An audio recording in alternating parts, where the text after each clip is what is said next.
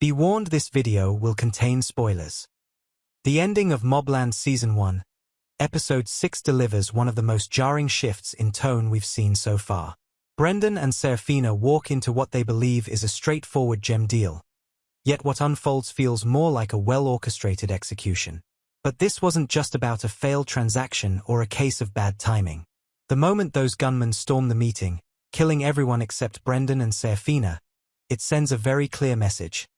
This was personal, calculated, and not random.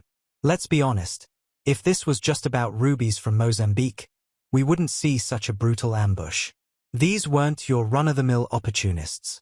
This was a trained strike team, and the fact that they eliminated Seraphina's elite security detail with such precision tells us whoever ordered this hit has real resources and serious motives. And the kicker? We don't even know who they are yet. But that's where the mystery starts to unravel. Think about who stands to gain from Brendan and Seraphina's failure, or worse, their elimination. Richie, for one, has always been in the background of the Harrigan Empire with his own agenda. Could this have been his play? Take out the two people who could reassert themselves in the family power dynamic, and do it before the Ruby deal gives them leverage. The show doesn't confirm this, but the implication is strong. Especially since Richie has never been subtle about wanting to maintain control. There's also the possibility this wasn't about internal politics at all, but external retaliation. Brendan has a long history of failed ventures and burning the wrong partners. Could someone from his past have set this up? Or was this a move from a rival crime syndicate that caught wind of the Harrigans expanding their laundering operations through African rubies? And we can't forget the symbolic layers here. Brendan, desperate to reclaim respect after years of being labeled a screw-up, drags Seraphina into this deal as his chance to prove himself. But what he ends up proving is that his recklessness can cost lives.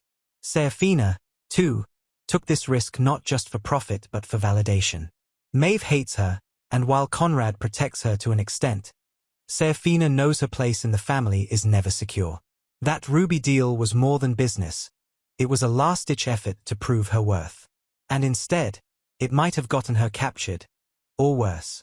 Still, it's telling that the show doesn't show us their deaths.